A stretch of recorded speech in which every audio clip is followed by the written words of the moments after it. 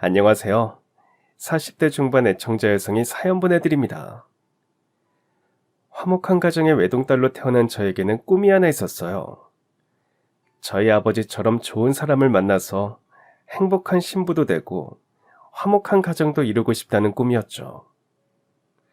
어릴 적부터 오랜 시간 간직해왔던 그 꿈이 마침내 이루어지게 된 건 제 나이가 20대 후반이 되었을 때의 일이었습니다.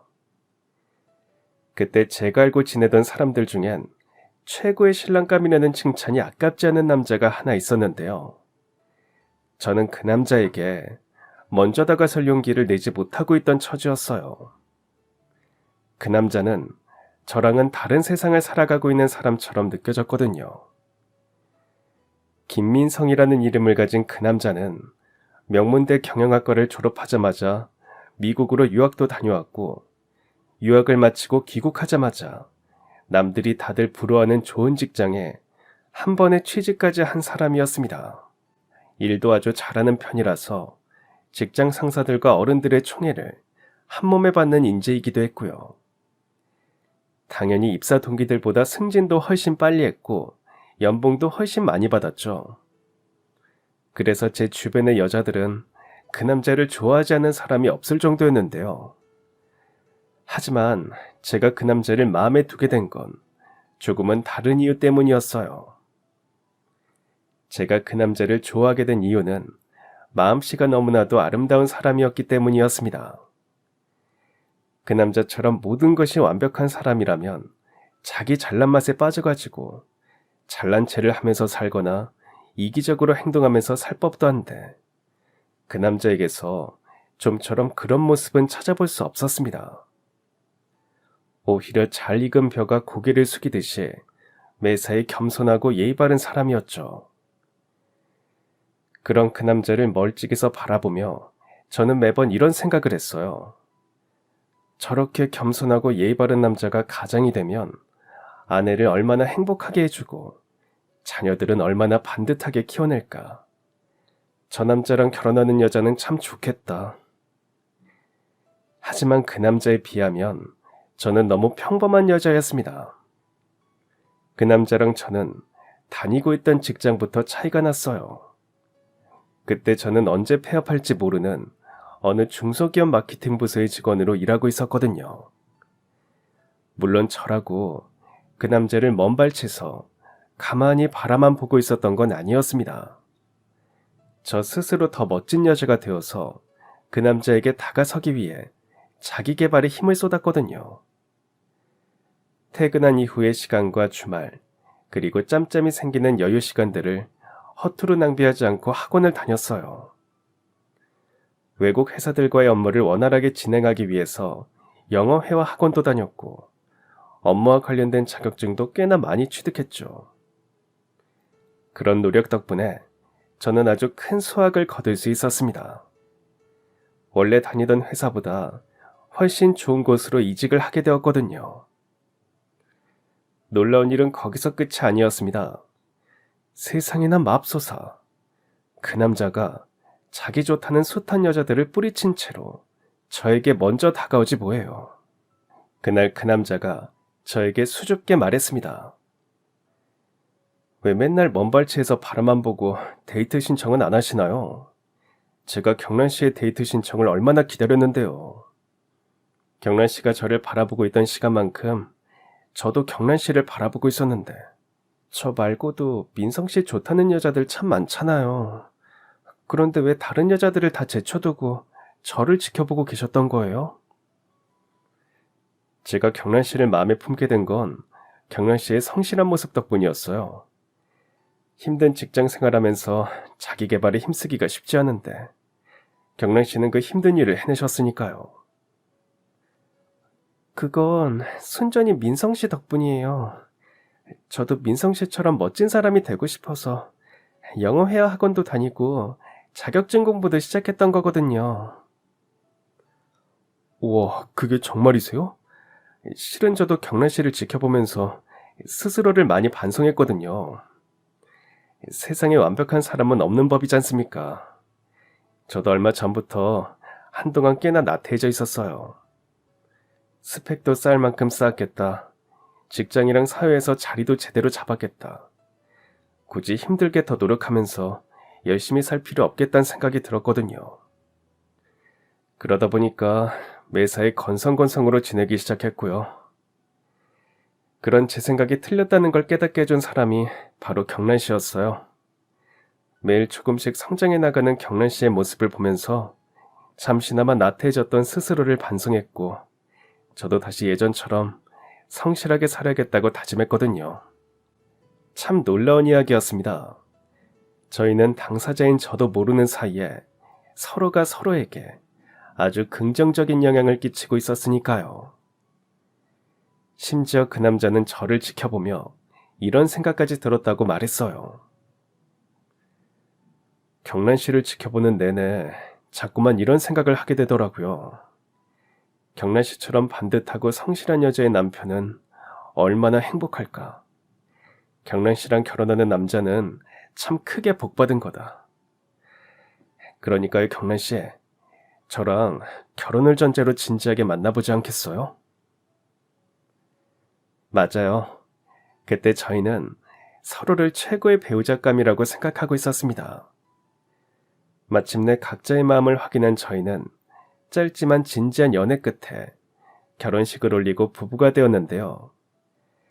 세상에서 가장 행복한 신부가 되던 그때 제 나이가 딱 20대 후반, 그이와의 결혼은 어릴 적 제 꿈이 이루어지는 순간이었을 뿐만 아니라 저의 인생이 크게 변화하는 계기이기도 했습니다. 그이에게 부끄럽거나 부족하지 않은 아내가 되기 위해서 더욱 열심히 살다가 보니까 어느새 제가 직장에서 가장 인정받는 직원이 되어 있었거든요. 이래서 사람은 결혼을 잘해야 인생이 잘 풀린다는 말이 있는 거구나 하는 생각이 들었습니다. 그러나 겉으론 모든 일상이 행복하기만 한 것처럼 보였던 저희 부부에게도 사실은 남모를 걱정이 하나 있었어요. 결혼 생활을 시작한 지 3년째가 넘어가도록 태기가 없는 것이었죠. 차라리 부부 사이가 안 좋기라도 했었다면 저도 그러려니 했겠지만 인꼬 부부로 소문도 나고 매일 밤마다 깨가 쏟아지는데 좀처럼 태기가 없으니 저희 부부 입장에선 늘 걱정이었습니다. 물론 그 와중에도 그이는 제 마음을 잘 다독여 주었어요. 너무 마음 쓰지 않아도 돼, 여보. 아이가 들어서지 않는 건 당신 잘못이 아니잖아. 말은 고맙지만, 내가 어떻게 마음을 쓰지 않을 수 있겠어. 난 당신을 닮은 아이를 꼭 낳아서 잘 키우고 싶단 말이야. 그건 나도 마찬가지야. 그치만 아이는 하늘이 점지해주는 거란 말도 있잖아. 그니까 너무 걱정하지 말자고. 때가 되면 삼신 할머니께서 아이를 점지해 주실 거야. 그런 남편의 위로가 참 대단한 것이었던 이유는 저희 시댁이 3대 독자 손기한 집안이었기 때문이었습니다.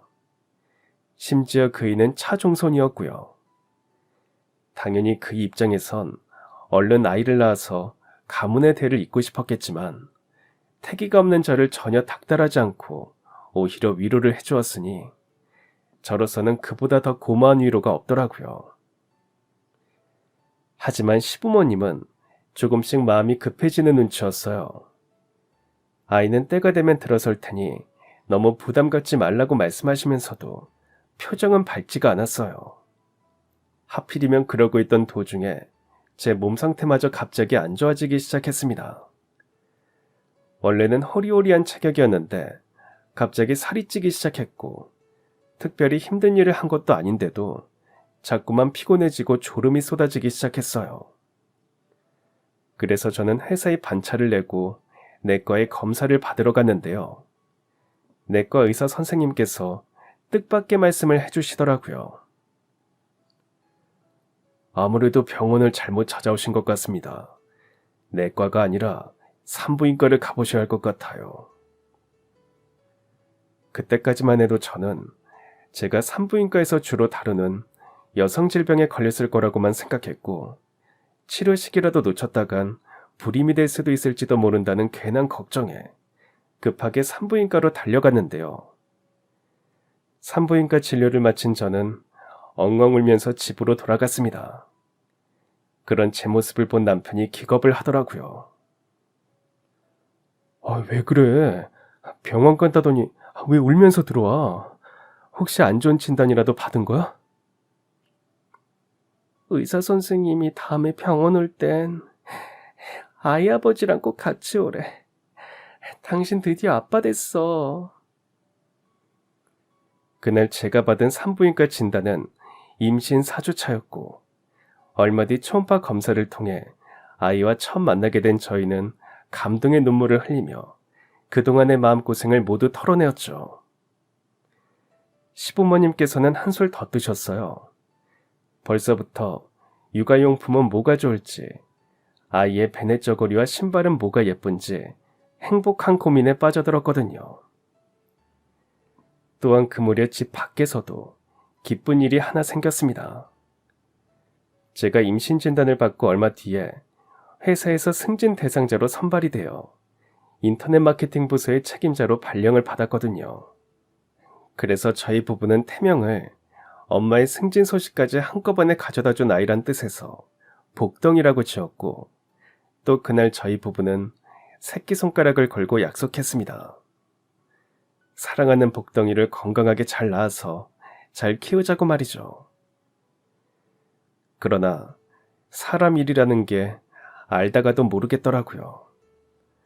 복덩이를 임신한 덕분에 인생에서 가장 기쁜 시간들을 보내고 있던 저희 부부에게 청천벽력 같은 소식이 전해졌거든요. 초음파 검사 결과 태아와 산모님 모두에게 문제가 생긴 것 같습니다. 초음파 영상을 보시면 여기 이쪽에 작은 점 같은 게 하나 보이시죠? 조직검사 결과가 양성종양이면 태아에게 별다른 위협은 되지 않겠지만 만약 악성종양으로 밝혀질 경우엔 안타깝게도 출산이 어렵겠습니다. 자궁암 진단이 나오게 될 테니까요. 그렇게 저는 제발 자궁암이 아니기를 바라는 심정으로 조직검사를 받게 되었는데요.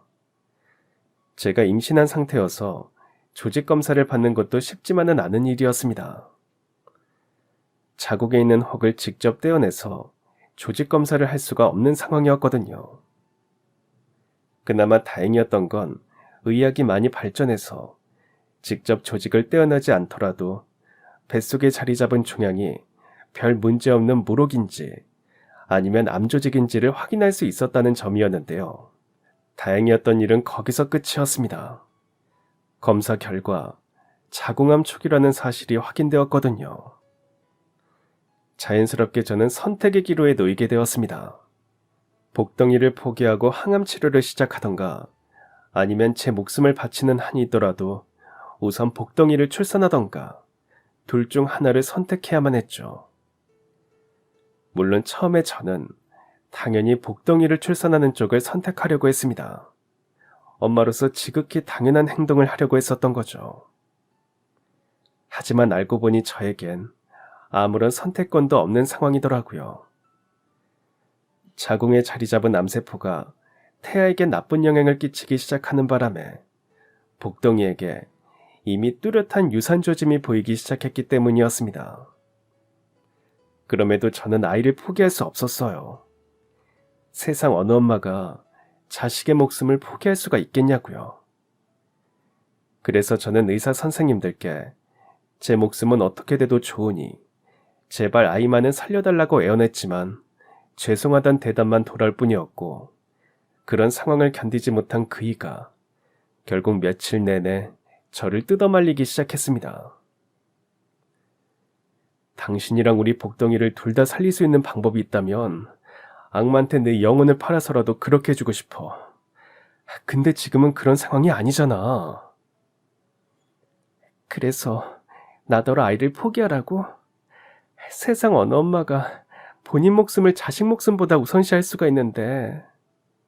의사 말 못 들었어? 이미 뚜렷한 유산 조짐이 보이고 있고 현대의학으론 손쓸 방도가 없는 상황이라잖아. 그럼 살 수 있는 사람이라도 살아야지. 아니, 난 그렇게 못해. 내 목숨을 바치는 한이 있더라도 우리 복덩이 꼭 나을 거야.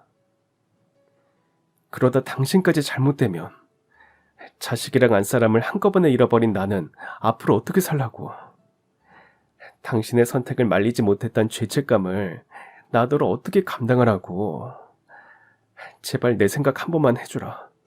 나한텐 당신도 소중하고 중요해. 심지어 같은 여자인 친정어머니께서도 저를 설득하셨어요. 다행히 암이 초기에 발견된 덕분에 지금 바로 항암 치료를 시작하면 예후가 아주 좋을 거라잖니. 수술이 잘 될 확률도 훨씬 높아지고. 이런 얘기 어떻게 들릴지 모르겠지만 이야기가 어쩌면 정말로 복덩이일지도 모른다는 생각까지 드는구나. 우리 딸이 복덩이를 임신해서 정기적으로 초음파 검사를 받게 된 덕분에 암 진단을 초기에 받을 수 있었잖니. 모르긴 몰라도 하늘에 계신 천사님께서 복덩이라는 이름으로 우리 경란이의 뱃속에 잠깐 내려오셨던 것일 게야. 우리 경란이를 살려주고 다시 천사가 되어 하늘로 돌아가기 위해서 말이다. 엄마는 그럴 거라고 믿어. 그런 와중에 친정아버지께선 저를 위해 몇 날 며칠을 식음을 전폐해가면서 기도를 올리다가 탈진에 쓰러지셨다는 소식까지 전해졌습니다. 결국 저는 저를 사랑해주는 가족들을 위해 눈물을 머금고 항암 치료를 선택했어요. 사랑하는 내 아이 복덩이는 자연스레 하늘나라로 되돌아가게 되었고요. 당시 저의 항암 치료는 정말 어쩔 수 없는 선택이었기에 세상 그 누구도 저를 탓하는 사람은 없었습니다. 딱 두 사람, 시부모님만 빼놓으면 말이죠. 복덩이가 하늘나라로 되돌아갔다는 사실이 전해지기가 무섭게 시부모님은 난리가 났습니다. 특히나 시모가 아주 극성이었어요. 이제 막 항암 치료를 시작한 저를 이런 식으로 들들 볶았거든요. 너는 참 속도 편하구나. 시부모 속이야 열불이 터지거나 말거나 밥이고 약이고 멀쩡히 목으로 넘기는 걸 보면 말이다. 저도 할 수만 있었으면 아이를 낳았을 거예요. 그럴 수 있는 상황이 아니라서 정말 어쩔 수 없이 항암 치료를 선택했을 뿐이고요. 그따위 변명은 집어치우거라. 네가 무슨 말을 짓거리든 남의 집 대 끊어놓은 죄인이란 사실은 달라지지 않으니까. 어머님이야말로 그만 좀 하세요. 저 혼자 이런 선택을 한 것도 아니잖아요. 저를 제일 크게 말렸던 사람이 어머님 아들이라고요. 너 설마 우리 아들이 했던 얘기를 진심으로 믿기라도 했다는 거니? 안 사람이 세상을 떠나더라도 아이만큼은 꼭 낳아야 된다고 말할 수 있는 사람이 어디 있겠어? 그럼 그이가 속으론 제가 목숨 걸고 아이를 낳길 바라면서 겉으로는 체면상 치료받으라는 말을 했었다는 거예요? 당연하지. 난 분명 그랬을 거라고 생각한다. 그럼 저한테 이러지 마시고 대체 어느 쪽이 본심이었는지 그이한테 직접 물어보세요. 그래봤자 대답은 뻔하겠지만요. 그때 저는 시모가 억지를 부리고 있다는 걸 알고 있었어요. 눈물까지 쏟아내가며 저를 설득했던 그이의 본심을 모를래야 모를 수가 없었으니까요.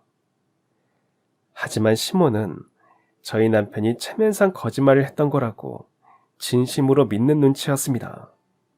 어머니, 그걸 꼭 대답해 아시겠어요? 저는요, 안 사람이 출산하겠다고 고집부리면 단식 투쟁을 해서라도 치료받자고 설득할 생각이었어요. 지금 제일 힘든 사람은 안 사람이니까 이제 그만 좀 들볶으시라고요. 남편이 그렇게까지 제 편을 들어주었음에도 불구하고 시모의 구박은 좀처럼 잦아들지 않았어요.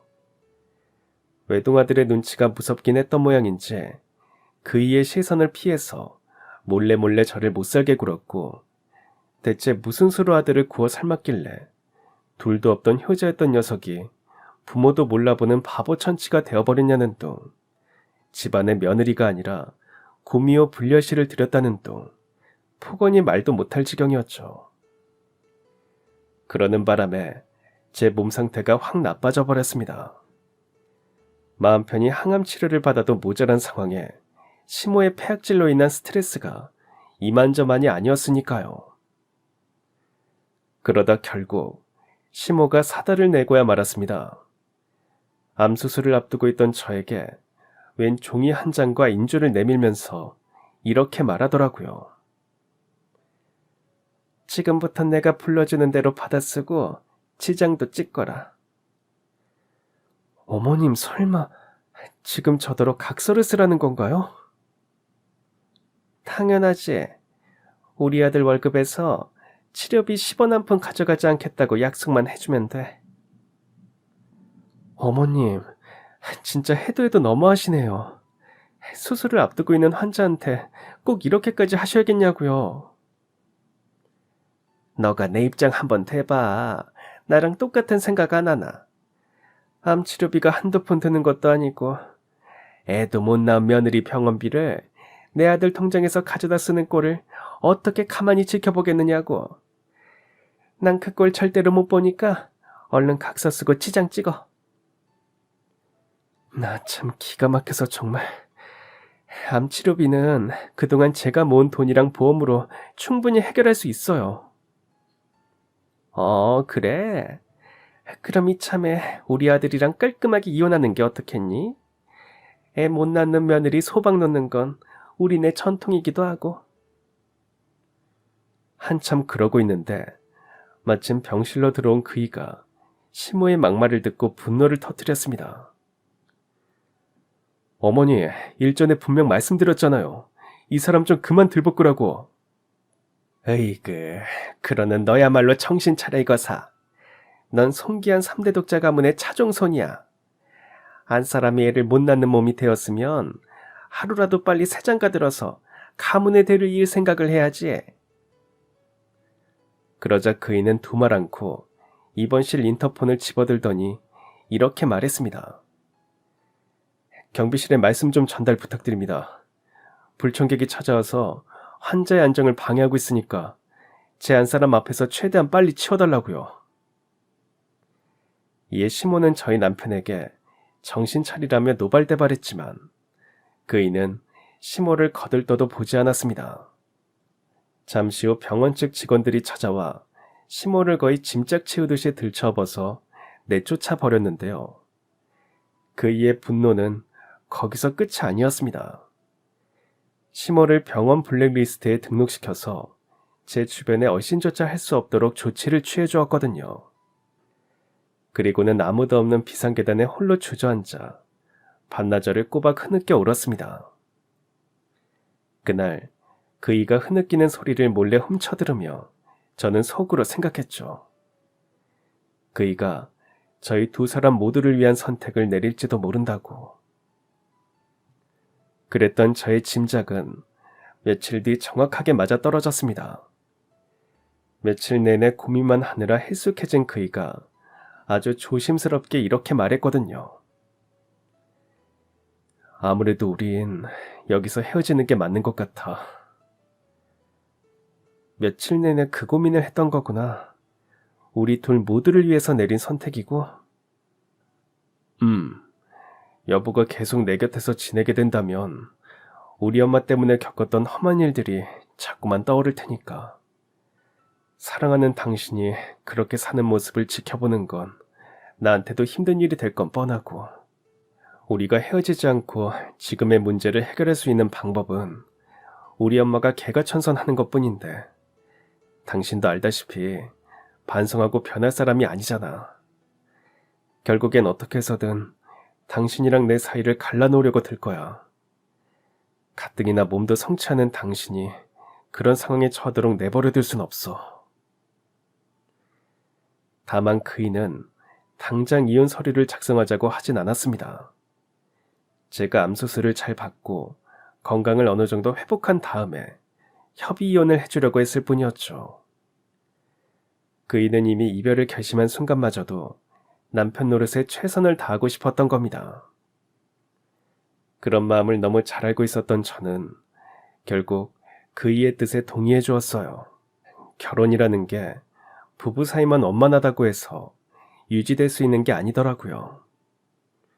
시모의 악행으로 인해서 시댁과 저희 친정의 사이까지 크게 엇나가 버렸던 데다가 무엇보다 그이가 저에게 너무 미안해하고 있었습니다. 저 또한 그이가 더는 죄스러워하고 아파하지 않기를 바랬었기에 저희는 수술이 끝나고 얼마 뒤 협의이혼 도장을 찍었습니다. 심지어 그이는 이혼 도장을 찍는 순간까지도 저를 걱정해 주었어요. 당신은 반듯하고 성실한 사람이니까 분명 행복한 미래가 기다리고 있을 거야. 새 사람을 만나서 화목한 가정을 꾸릴 수 있도록 기도할게. 고마워. 당신은 이제 어떻게 할 생각이야? 그 집 애동아들 노릇 따위 다 집어 던지고 종교인의 길을 걸어볼까 해. 어려운 이들을 위해 봉사하는 삶을 시작해보려고. 우리 엄마가 쌓은 악업을 내가 대신 청산해야 우리 복덩이가 천국에서 좋은 대접 받으면서 지낼 수 있지 않겠어? 그리고 마지막으로 당신에게 꼭 해주고 싶은 말이 있어. 그렇게 말한 전 남편은 제 손에 통장을 한 뭉치 쥐어주었습니다. 그동안 내가 모아두었던 전 재산이랑 이번에 퇴사하면서 받은 퇴직금이야. 이제 나한텐 필요 없는 돈이니까 당신이 가져가. 아무리 그래도 내가 이 돈을 어떻게 받겠어. 돈이라는 게 잘 쓰면 세상에서 가장 편리한 도구지만 속세를 떠나기로 결심한 나 같은 사람들한텐 훌훌 털어내야 마땅한 속세의 허물과도 마찬가지 물건이잖아. 그니까 받아주라. 그래야 내가 홀가분하게 속세를 떠날 수 있어. 알았어. 요긴하게 잘 쓸게. 그동안 너무 고마웠고 나도 당신의 앞날을 응원할게. 잘 가. 이로써 사랑했던 전 남편과의 결혼 생활은 막을 내렸습니다. 저희는 서로의 앞날을 응원하며 아주 좋게 헤어졌죠. 이후 전 남편이 아주 신실한 종교인이 되어서 어려운 이웃에게 봉사하는 삶을 제대로 시작했다는 소식이 종종 들려왔습니다. 저는 그런 소식이 들려올 때마다 자신도 모르는 사이에 흐뭇한 미소를 입가에 머금었고요. 한편 얼마 뒤엔 내심 통쾌한 소식도 전해져 왔습니다. 전 시모와 시부의 부부관계가 파탄이 나버렸다더라고요. 전 시부가 그러게 작작 좀 하지. 당신 때문에 멀쩡한 아들이 속세를 떠나버렸으니 당신이야말로 가문 최대의 죄인이라면서 전 시모를 집에서 쫓아냈다나 뭐라나. 심지어 하늘께서도 전 시모에게 천벌을 내리신 모양이었어요. 집에서 쫓겨나고 얼마 되지도 않아서 중풍을 맞았다고 하더라고요.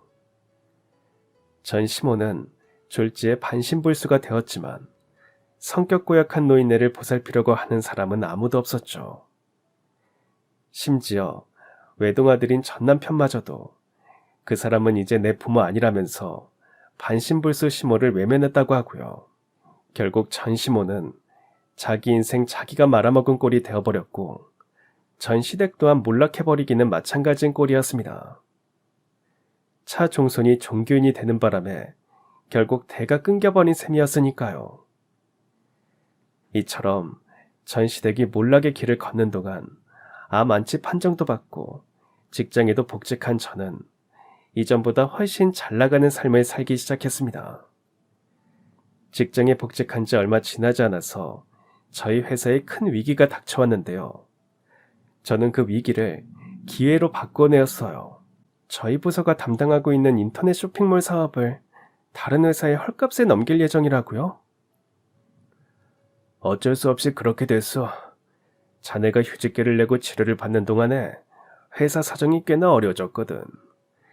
그나마 우리 회사에서 돈 될 만한 건 인터넷 쇼핑몰 사업이니까 그걸 매각해서라도 당장 급한 회사 운영 자금을 마련해야겠어. 복직한 지 얼마 되지 않은 자네한테 이런 얘기를 꺼내서 미안해. 하지만 저는 인터넷 쇼핑몰 사업을 다른 회사에 헐값에 넘기고 싶진 않았습니다. 제가 업무를 직접 하나하나 가르쳐가면서 키워낸 직원들이 아까웠거든요. 그 능력 좋은 직원들을 다른 업무에 투입시키거나 구조조정식으로 회사에서 내보내기보단 차라리 제가 그 사업을 인수해서 제대로 키워보는 쪽이 훨씬 낫겠다는 판단이 들었습니다. 마침 저에겐 전 남편이 속세를 떠나며 남겨준 통장이 있는 상황이기도 했고요. 그 돈에 그동안 제가 모아둔 적금과 친정 부모님의 도움을 더하면 충분히 인수 가능한 금액이 나오더라고요. 이에 저는 망설임 없이 인터넷 쇼핑몰을 인수해서 사업을 시작했고 사장으로서 회사를 빠르게 성장시켰습니다. 여기에 제가 키워낸 직원들의 훌륭한 업무 솜씨까지 더해진 덕분에 저희 회사는 주식시장에 상장이 되기까지 이르렀어요. 마침내 제가 명실상부 성공한 사업가의 반열에 오르게 된 거죠. 또한 그 무렵 저는 두 번째 결혼도 생각하고 있었습니다. 그동안 저는 주말마다 교회에 가서 복덩이가 하늘에서 행복하게 잘 지내기를 기원하는 기도를 올렸었는데요. 바로 그 교회에서 신랑감을 처음 만나게 되었어요. 신랑감은 전 남편만큼이나 성실하고 매사에 예절 바른 사람이었고 예비 시부모님들도 두 분 다 아주 좋은 분들처럼 보였습니다. 저희 부모님께서도 새 신랑감과 예비 시부모님을 무척 마음에 들어 하셨고요. 그렇게 저와 새 신랑은 결혼을 약속한 사이가 되었죠. 다만 저와 새 신랑은 결혼식을 잠시 미루어 두기로 했습니다. 새 신랑에게 아주 좋은 기회가 하나 생겼기 때문이었어요. 엊그저께 미국 쪽에서 최종 답장이 왔는데 우리 집 식구들이 우리나라에 회사를 차리면 그쪽 회사에서 기술 제휴를 약속해 주겠다더라. 일단 나랑 우리 부모님은 긍정적으로 생각하고 있어. 미국 쪽에서 제휴받은 기술로 제품을 생산해서 판매하면 충분히 성공할 수 있을 것 같거든. 이에 제가 잠시 이야기를 들어보니까 새신랑이 구성하고 있는 사업 내용이 꽤나 괜찮더라고요.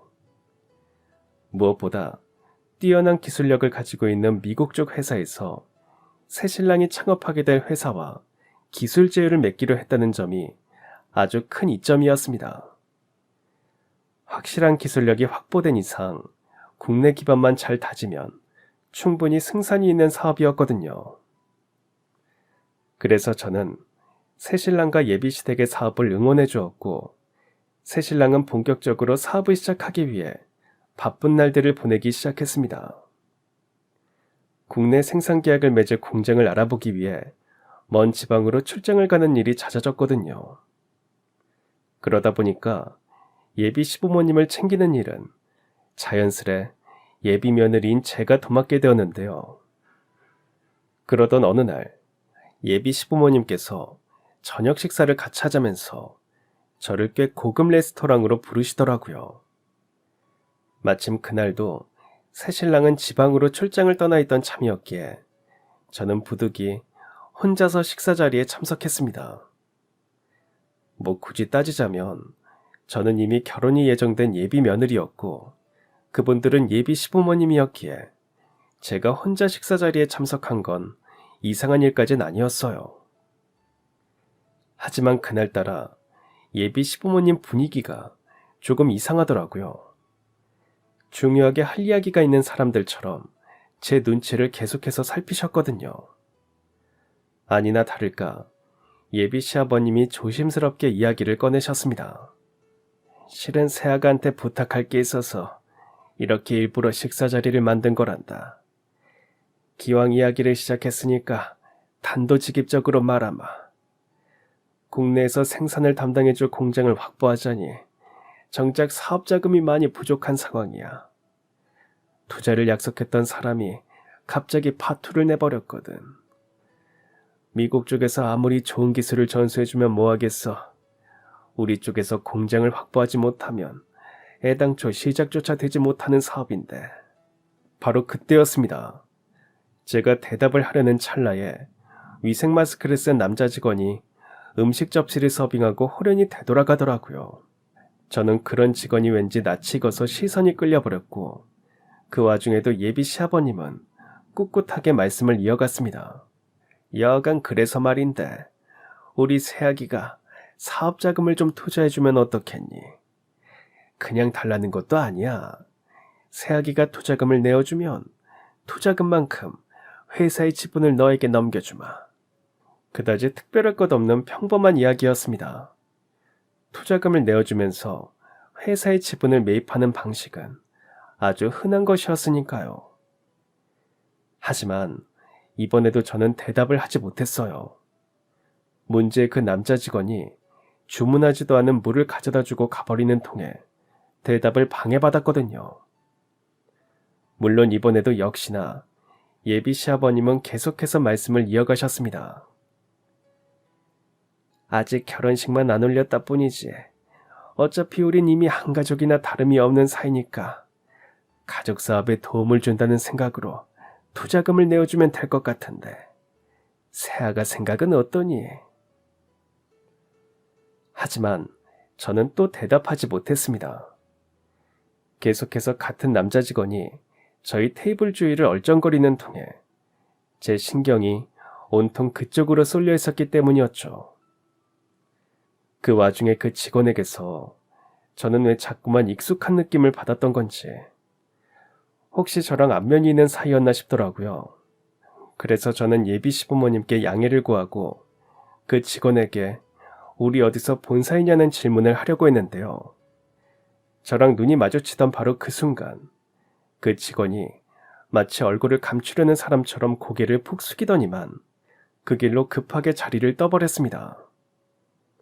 솔직히 제 입장에선 기분이 나쁜 상황이었어요.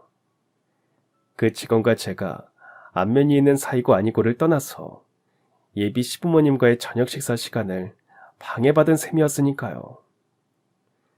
이에 저는 급하게 식사 자리를 마무리하고 계산을 하며 식당 매니저에게 그 남자 직원의 이름을 물어보았습니다.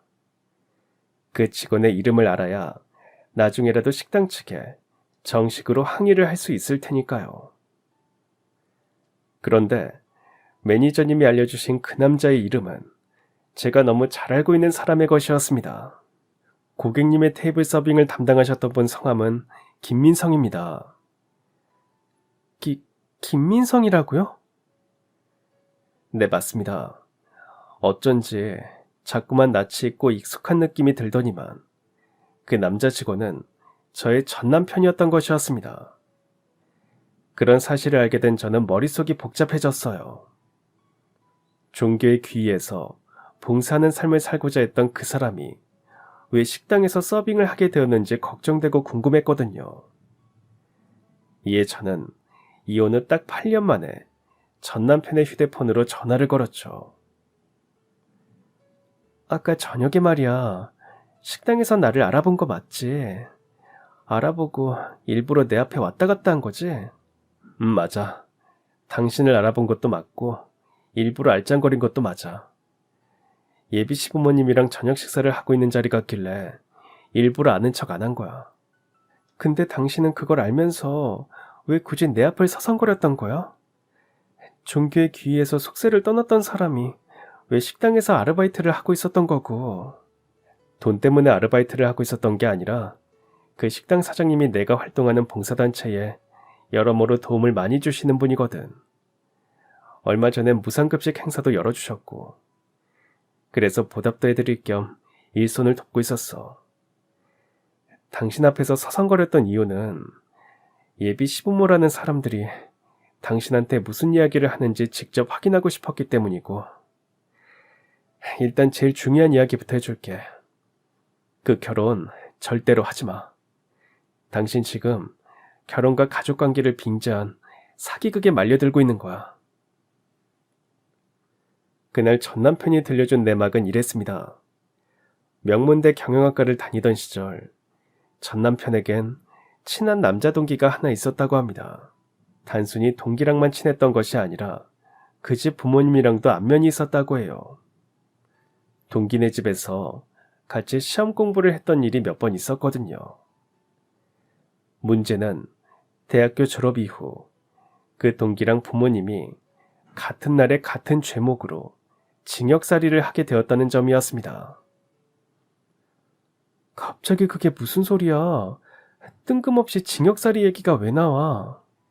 내가 미국에서 유학하고 있던 시절에 전해들은 일인데 그놈이랑 부모님이랑 짜고서 혼인빙자 사기극을 벌이다가 잡혀 들어갔던 거더라고.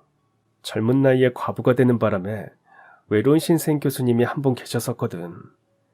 근데 그놈이 교수님한테 접근해서 결혼까지 약속한 사이가 되어놓고선 급한 사업 자금이 필요하다고 속여서 털어먹었던 거지.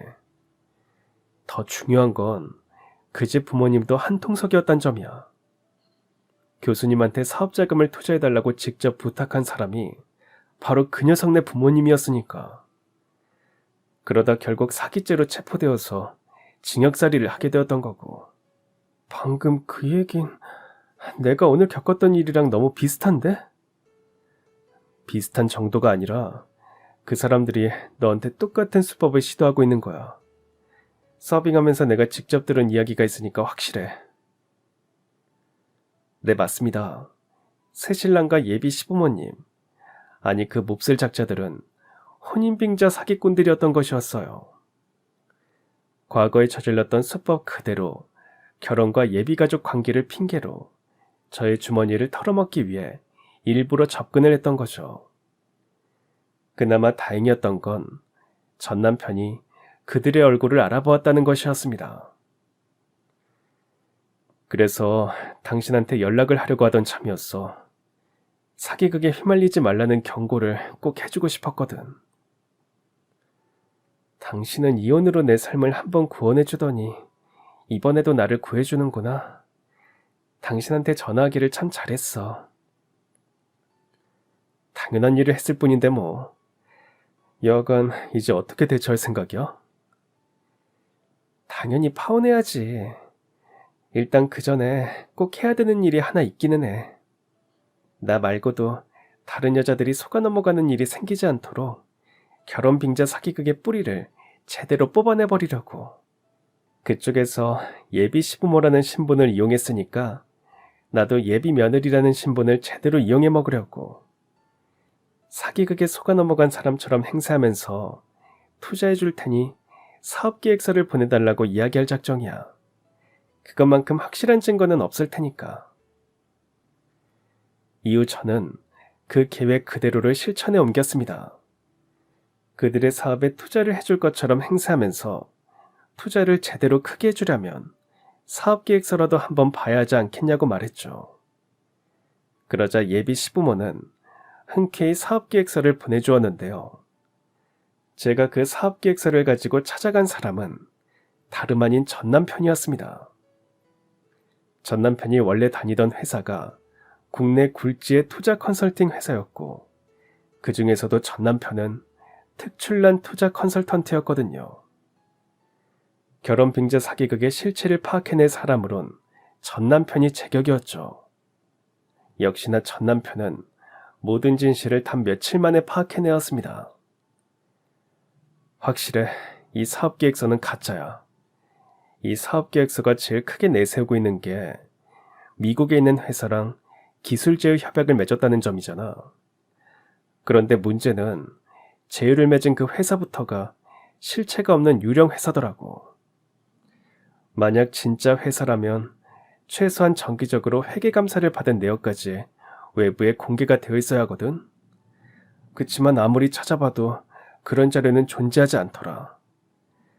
즉 그 사람들은 유령 회사를 앞세워서 당신한테 돈을 뜯어낼 작정이었던 거지. 그리고 유령 회사인 가장 결정적인 증거는 바로 이거야. 그렇게 말한 전 남편은 저에게 웬 사진 한 장을 보여주었는데요. 그 사진을 본 저는 고개를 갸웃하고야 말았어요. 이게 뭐야? 허허벌판 한가운데에 다 썩어가는 목조 건물 하나만 덜렁 있을 뿐이잖아. 오래된 마구간이나 외양간 같은 건가? 규모도 30평도 안 되는 것 같고. 사업 설명서에 적혀있는 미국 현지 기술제휴 회사 주소지에서 찍은 사진이야. 당신 생각처럼 회사 건물이 아니라 다 썩어서 폐허나 다름없는 헛간일 뿐이고. 역시 전 남편은 참 철두철미한 사람이었어요. 미국 쪽 기술제휴 회사가 유령 회사라는 사실을 제대로 확인하기 위해 유학 시절부터 알고 지내던 지인에게 부탁해서 현지 주소지를 찾아가 사진을 찍어서 보내달라고 부탁했던 것이었죠. 그렇게 확보한 미국 현지 사진은 기술제휴 회사가 유령 회사라는 사실을 재차 증명하는 아주 확실한 증거가 되어주었습니다. 허허벌판에 덜렁자리한 다 썩어가는 작은 헛간이 최첨단 기술력을 자랑하는 기술제휴 업체일 리가 없으니까요. 이에 저는 모든 증거들을 경찰에 제출하며 사기꾼 가족을 정식으로 신고했고 그들은 사기미수 혐의로 구속수사를 받게 되었는데요. 정식 수사 결과 추악한 진실이 한 가지 더 밝혀졌어요. 새신랑감, 아니 그 몹쓸 인간이 저뿐만 아니라 동시에 여러 여성들과 양다리를 넘어서 거의 문어발 수준으로 결혼 약속을 뿌리고 다녔더라고요. 지방에 있는 공장을 알아보러 다닌다면서 바쁜 모습을 보였던 것 또한 당연히 거짓말이었습니다. 저한텐 일 때문에 바쁘다고 거짓말을 쳐놓고선 그 시간에 다른 여자를 만나러 다닌 것이었거든요. 저한테 그랬던 것처럼 결혼빙자 사기극을 벌이기 위해서 말이에요. 심지어 그 여성분들은 모두가 일찍 과부가 된 외로운 처지이거나 이혼녀들이었습니다. 제가 그 인간을 더더욱 용서할 수 없는 이유가 바로 그것이었어요. 그 사기꾼 가족의 수법은 외로운 처지에 놓여 있는 여성분들의 마음을 이용하고 짓밟은 아주 파렴치한 것이었거든요. 그래서 저는 사기극에 휘말릴 뻔한 모든 여성분들을 규합해서 법원에 엄벌을 부탁하는 탄원서를 제출했고 재판 결과 그들은 사기미수 혐의치곤 이례적으로 긴 징역을 선고받았습니다. 동종 전과도 있고 수법 또한 과거와 동일했던 점이 참작되었고 저를 포함한 모든 피해자들의 탄원서까지 큰 위력을 발휘해서 가중처벌을 받게 된 거죠. 이로써 그들은 발악조차 한번 제대로 해보지 못한 채로 곧장 교도소로 직행을 하게 되었고요. 그런 모든 상황들이 마무리되고 나서야 저는 안도의 한숨을 내쉬었고 과일 바구니를 싸들고 전 남편을 찾아갔습니다. 감사 인사를 전하기 위해서였죠. 그날 당신이랑 우연히 마주치지 못했더라면 난 아마 지금쯤 사기극에 휘말려서 인생을 날려먹었을지도 몰라. 정말 고마워. 당신을 구해줄 수 있어서 나도 기뻐. 역시 당신은 예나 지금이나 참 좋은 사람이구나. 그런 모습을 앞으로도 계속 지켜내기를 바랄게. 그렇게만 된다면 당신은 아주 훌륭한 종교인이자 봉사활동가로 이 세상에 오래오래 기억될 거야. 덕담 고마워. 나도 당신의 앞날에 꽃길만 가득하기를 계속 응원할게. 이번에도 저희는 서로의 앞날을 진심으로 응원해 주었고 그런 사이를 지금까지도 계속 이어오고 있어요. 저는 저대로 전 남편이 훌륭한 길을 걸을 수 있도록 응원과 정기적인 후원을 보내주고 있고요. 전 남편은 전 남편대로 틈틈이 저에게 꽃길만이 가득하기를 기도해주고 있죠. 물론 저희는 앞으로도 쭉 서로를 돕고 응원할 겁니다. 우리에게 주어진 속세에서의 삶이 모두 끝나는 그날까지 말이죠. 이 사연을 하늘나라에서 지켜보고 있을 내 아이 복동이에게 바치며 끝까지 들어주신 애청자 여러분들 모두 감사합니다. 그럼 지금까지 사연 들어주셔서 감사합니다. 사연이 재밌으셨다면 구독과 좋아요 부탁드려요. 감사합니다. 안녕히 계세요.